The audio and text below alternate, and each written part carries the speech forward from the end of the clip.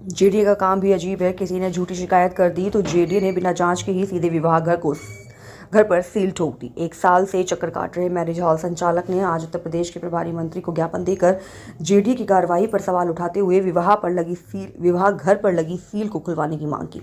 सिपरी बाजार के नंदनपुरा शिवपाल सिंह आदि ने सर्किट हाउस में प्रभारी मंत्री बेबी रानी मौर्य को जांच रिपोर्टों का पुलिंदा सौंपते हुए कहा कि विपक्षियों के द्वारा दिए गए झूठे शिकायती पत्र पर सील कर दिया था। उन्होंने आरोप लगाते हुए बताया कि जिन विपक्षियों ने शिकायत की थी उसमें उन्होंने कहा था कि विवाह घर उनकी जमीन में चल रहा और जेडीए ने उसकी शिकायत पत्र पर बिना जांच किए उसे सील कर दिया।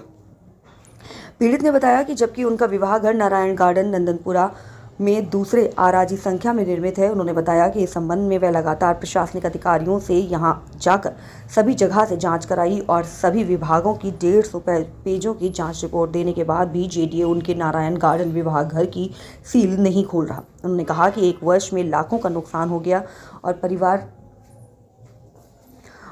उनके कार्य करने वाले मजदूर भुखमरी की कगार पर आ गए। प्रभारी मंत्री ने मामले को गंभीरता से लेकर जिलाधिकारी को कार्रवाई के निर्देश भी दिए हैं।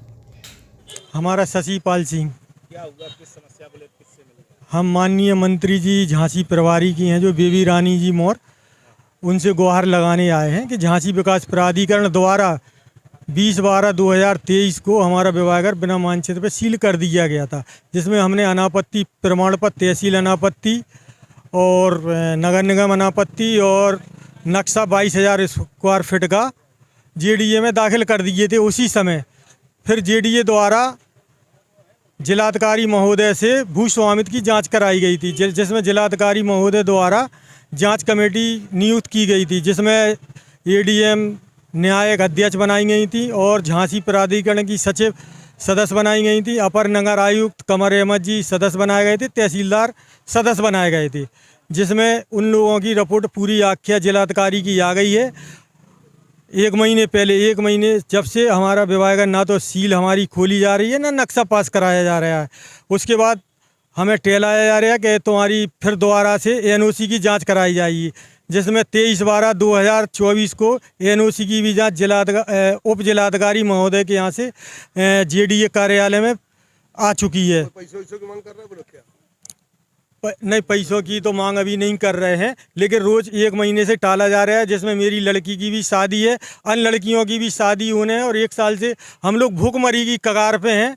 हमारा रोजगार को बंद कर दिया गया है और ना तो सील हमने ये कहा कि हमारी सील को खोल दी जाए, अगर नक्शा नहीं पास कर रहे हैं, लेकिन सील भी नहीं खोल रहे हैं। रोज जाते हैं, उनने यही कहा भागो यहाँ से जाओ, ऊपर से दबाव है। डीएम साहब ने आदेश कर दिए? डीएम साहब ने आदेश कर दिए। जांच कमेटी बनाई थी डीएम साहब ने, डीएम साहब की जांच सचिव झांसी विकास प्राधिकरण और आलोक यादव उपाध्याय झांसी विकास प्राधिकरण, उनसे डीएम साहब से मिले? डीएम साहब से हाँ मिले थे। उनने कहा था जाओ आप लोग, तो डीएम साहब के फिर आदेश पर गए, लेकिन उनने फिर कल फिर भगा दिया है। सचिव झांसी विकास प्राधिकरण उपमा पांडे जी ने।